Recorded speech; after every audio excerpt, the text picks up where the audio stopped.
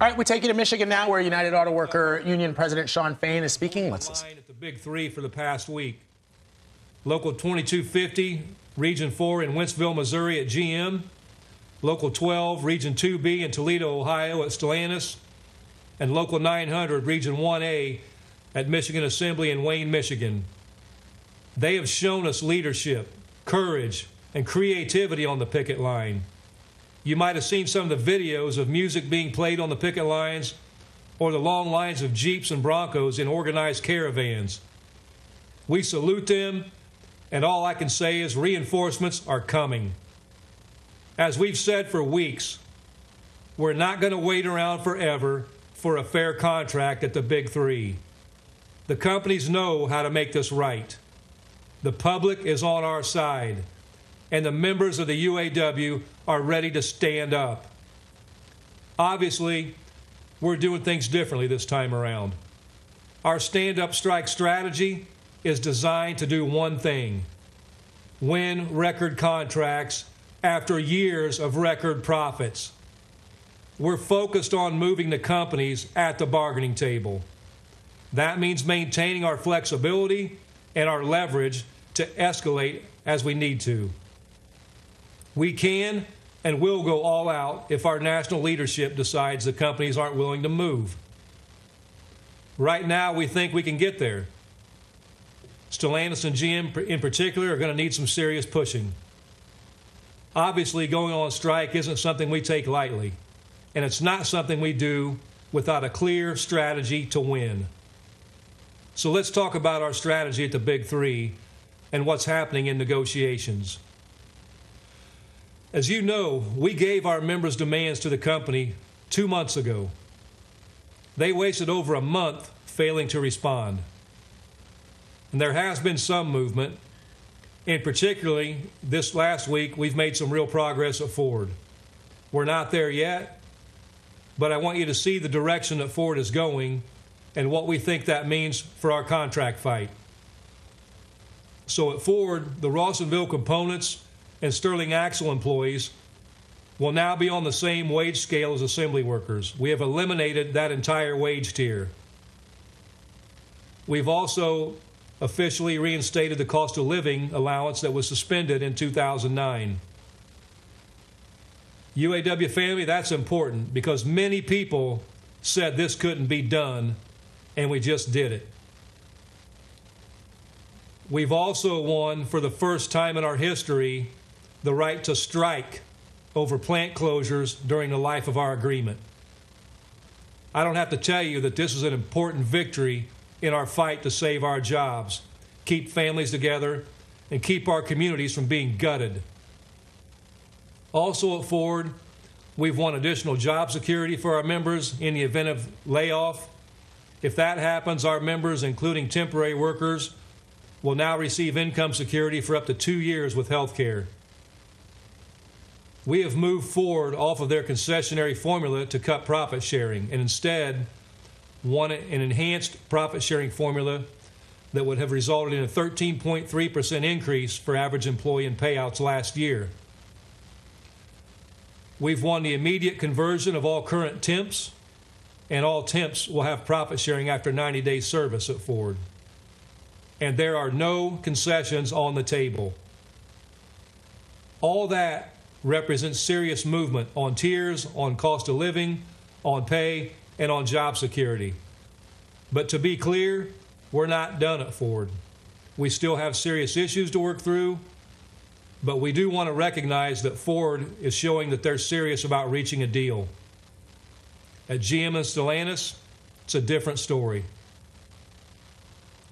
We have won a serious victory at CCA and GMCH, and we have killed those wage tiers. Those workers will now be on the same wage scale as assembly workers. Their first offer was a 0% raise for those workers. But without cost of living allowance, without strong job security, those gains aren't protected. Both companies are still offering a deficient cost of living allowance that is projected to provide 0 increases over the next 4 years. Both of those companies have rejected all of our job security proposals. Both GM and Stellantis have rejected our profit-sharing proposals, and both companies have rejected our proposals to convert temps. So today, at noon Eastern Time, all of the parts distribution facilities at General Motors and Stellantis are being called to stand up and strike. We will be striking 38 locations across 20 states, across all 9 regions of the UAW.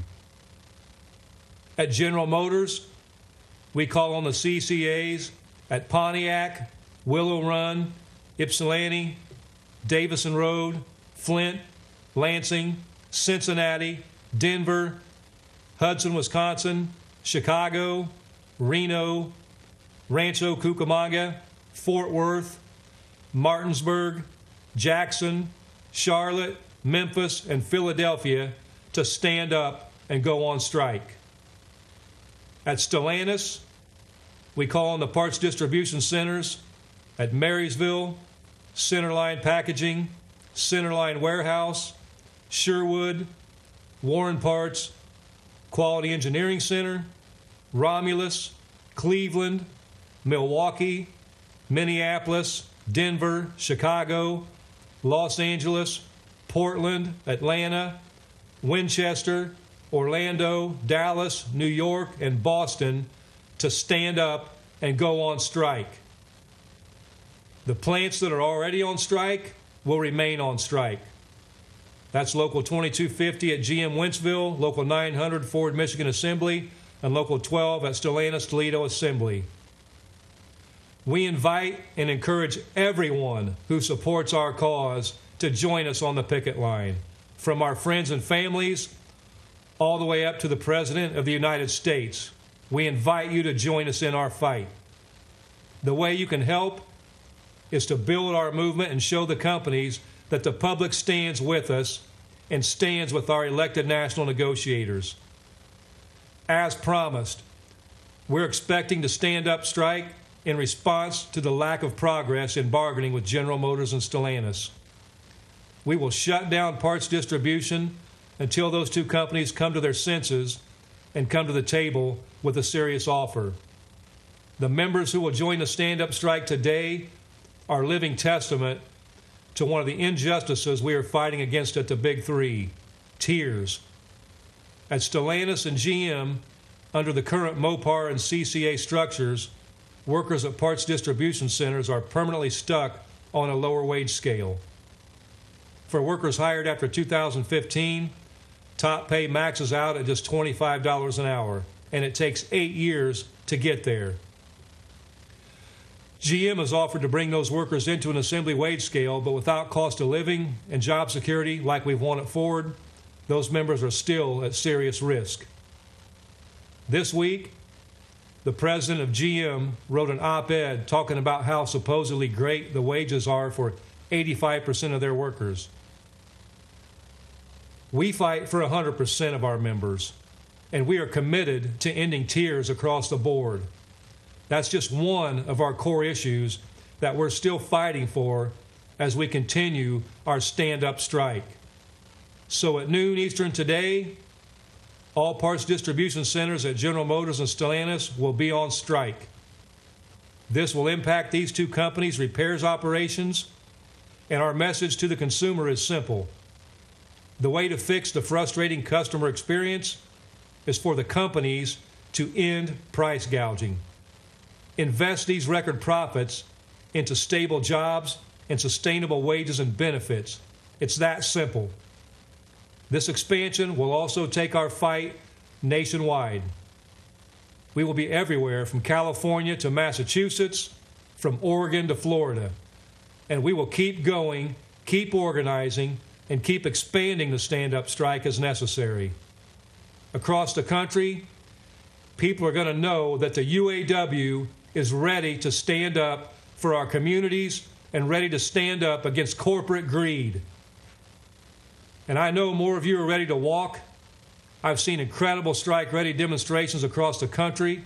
Local 551 and Local 862, we see you. Spring Hill, I know you're ready to go. And Kokomo, stand ready. Stick with us and be prepared. I've also heard of the members standing strong on the job. Remember, it's your right to refuse voluntary overtime. Under an expired contract, management has fewer rights to make unilateral changes. If you see something being changed in your workplace without bargaining, please head to uaw.org/standup and report it. You are our eyes and ears. Our greatest protection we have is each other, and we won't let the big three break the law. Finally, I want to remind all of you of one thing. The world is watching, and the people are on our side. We've seen poll after poll come out saying the American people support what we are doing. In fact, polls say support for our strike is growing. That's across parties, across ages, and across all kinds of people. And it's not just the U.S. Obviously, we've been in close contact with our Unifor family in Canada, and I know that all of you have been cheering them. Their fight is our fight. We've been in close contact with our Mexican union counterparts who have held demonstrations in front of GM offices in Mexico City. In Italy, 6,000 Stellantis workers recently went on strike. To our Italian union family, your fight is an inspiration. We support you, and your struggle is our struggle.